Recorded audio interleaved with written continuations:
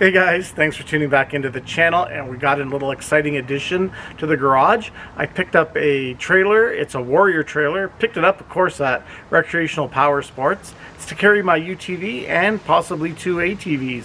So let's go take a look at it, and we'll do a little bit of walk around and an intro. Also, we're going to be putting some modifications on it right away, which is a bit of some anchor points so I can secure the UTV down properly. So without further ado, let's go check out the new Warrior trailer.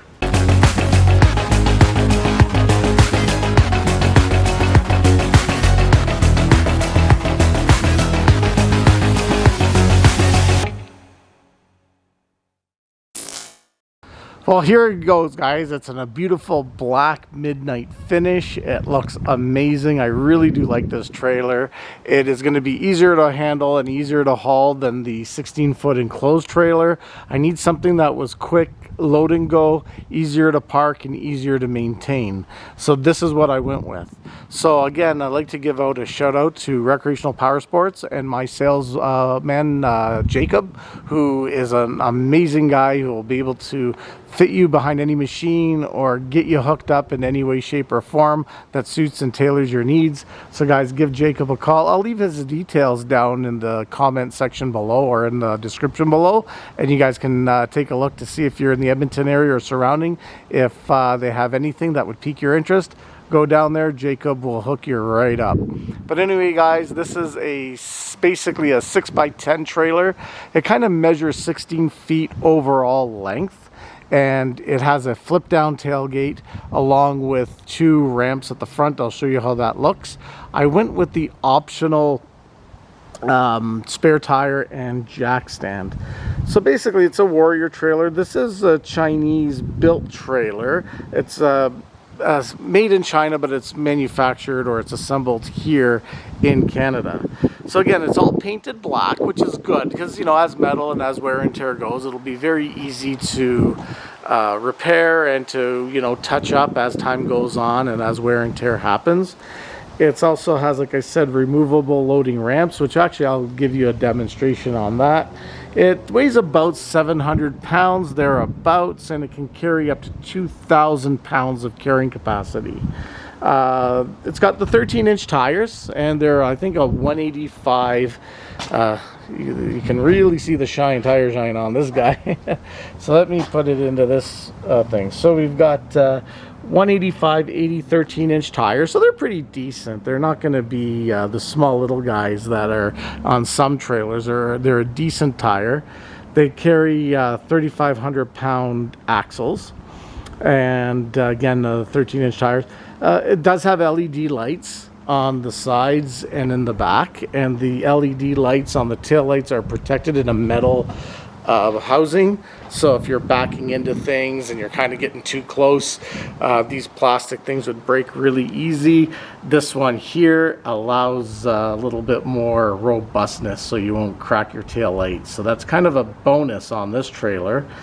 What else do we got? We got, like I said, the overall length is about 16 feet total, but you got about a 10-foot usable space. It is a mesh, which I really like because it does offer a little bit more lightweight, and I like the fact that it keeps it cleaner, and it's just a nicer area that I like to I like that type of finish on it as well. It does have a center stack so you can walk on it and just have a little bit more stability as well.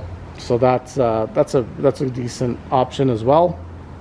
And what else? It's about a 2-inch ball here, so at the receiver hinge, 2-inch ball. Like I said, I went with the optional spare tire and jack stand here, which has the wheel and tire.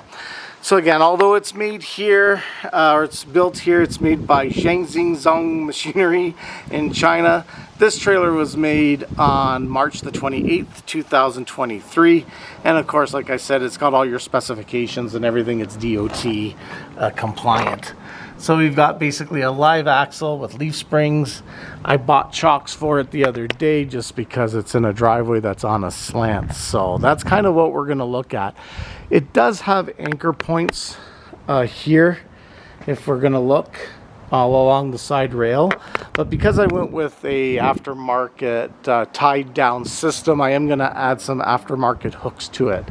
So we're going to go do that a little bit of time. We're going to get the trailer hooked up to the truck. We're going to load the UTV on it. I'm going to do the Magnum UTV, the Argo Magnum, and then I'm going to kind of put it in its spot and then drill the mounts in there so they're in its proper locations. But let's flip the tailgate down. Let's put some of the ramps up and see what it looks like when it's in its full duty for loading.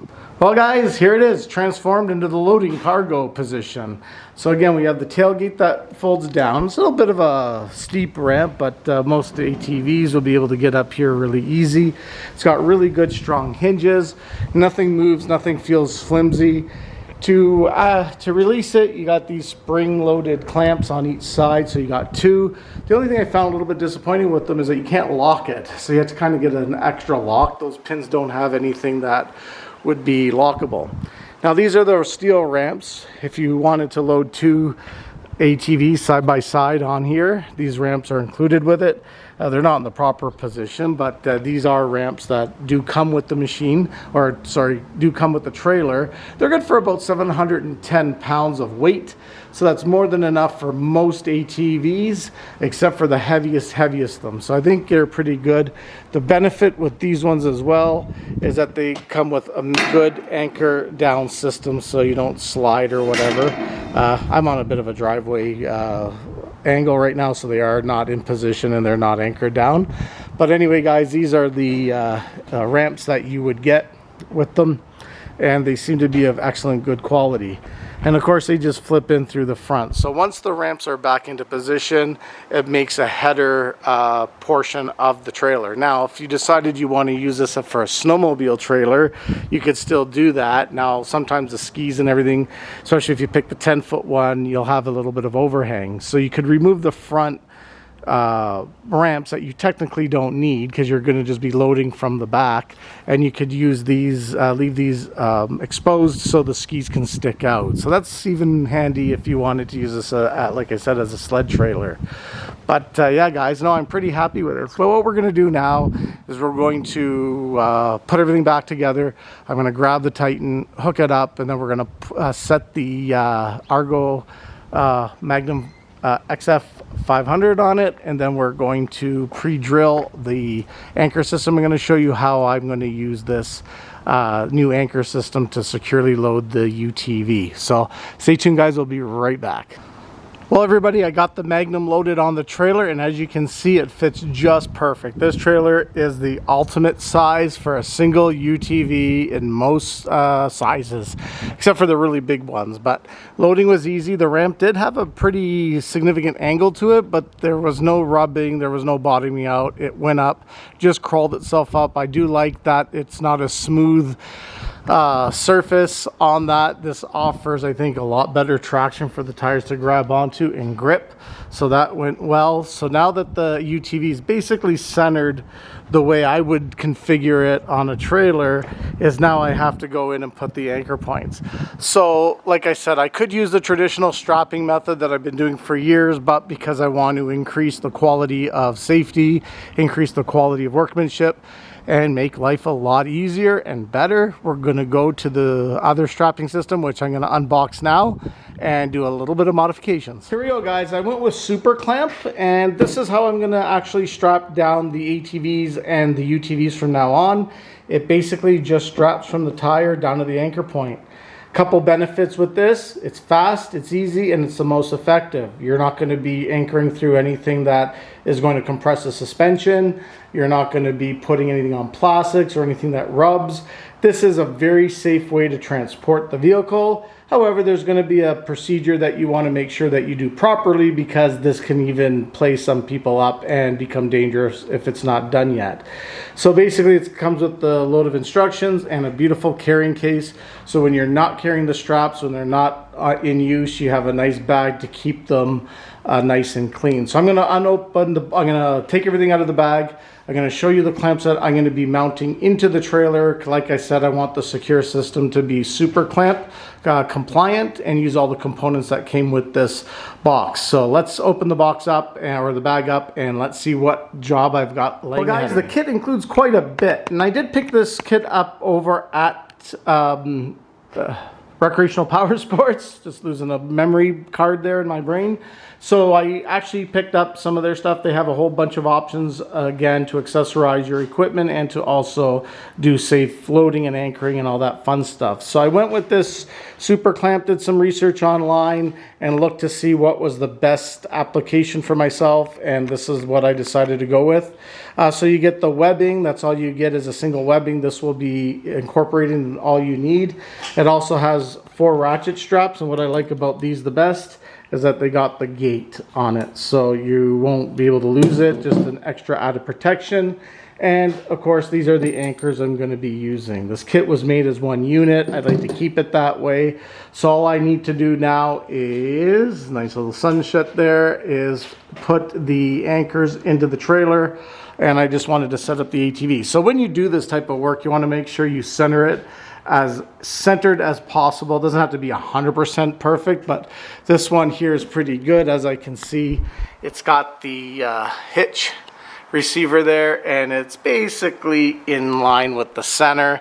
I could get the tape measure out and do 100% compliance, but this one here looks to be exactly the way I would have it sat in as I'm loading and unloading. We're not going to do it perfect every time. We just want to be as accurate as possible. So again, coming in here, she looks good. And then over there looks good as well. So guys, I'm going to go get the drill out. I'm not going to do a step-by-step.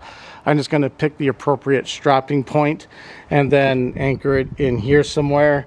And then again over here as well. The straps do call for a 5 o'clock on the rear and a 7 o'clock on the front. Or is it 5 on the front, 7 on the rear? I'll let you know what that is when I read the instructions in detail. Anyway guys, this is the other step of the trailer unveil. Well guys, it's all done. Ran into some drill bit problems because I bought the cheap ones and they aren't worth the paper they were packaged in. But anyway guys, quick trip to my brother's who's got better equipment than I do. We drilled the holes, we put the anchors in, and now this is basically the setup for the UTV, the install, the trailer, and everything else. So she looks pretty good. Like I said, the super strap system is pretty good. Kind of have to work on its adjustment a little bit. Going to be playing around with it because I want this more centered. But anyway guys, it's all anchored in there. The anchors are in nice. The gates will keep everything. There's no bouncing. The suspension isn't going to be you know, problematic when it comes to rough roads and chassis. Everything is bare, so while the machine can move, the tires are pretty well planted in its spot.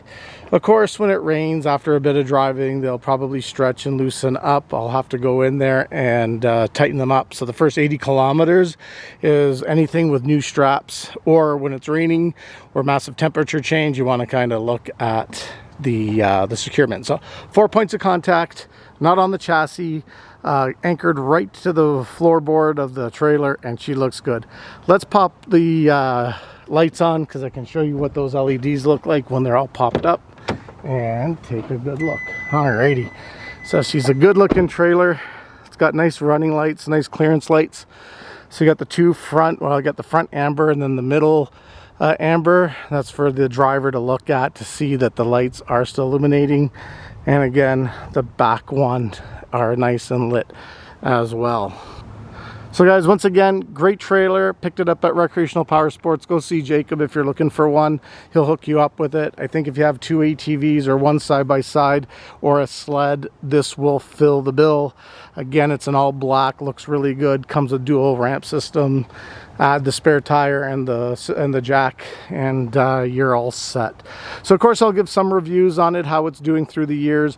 I'll do a drive on a bumpy road. I'll kind of keep you up to date on how it's working out, because this is going to be a long-term keeper with the Argo ATV and the Argo side-by-side. So guys, if you like this content, if you want to see more of it, the next time you see me, I'll be out and about, either in the side-by-side or I'll be on the XR 500 ATV. I still got to get a winch for that. That might be another install video that I'm going to do. But in the meantime, guys, hope you found this to be interactive, interesting, and a cool addition to my YouTube channel. So guys, anyway, you guys take it easy. We'll catch you on the next episode of Cord Eddie Motorsports. You guys stay loose for now.